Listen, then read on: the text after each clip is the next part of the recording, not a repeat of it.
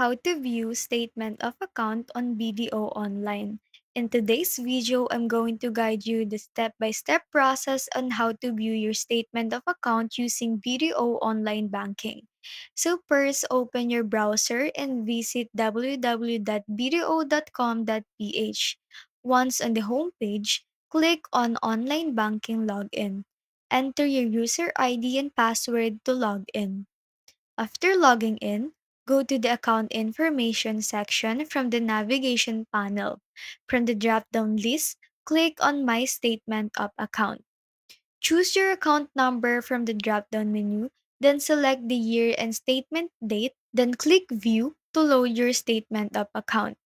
Once the statement loads, you can view it online. If you need a copy, click the Save icon to download the file or the Print icon to print your document. So this feature is only available for enrolled accounts. If your account is not enrolled yet, you can easily enroll by clicking the provided link in the login page.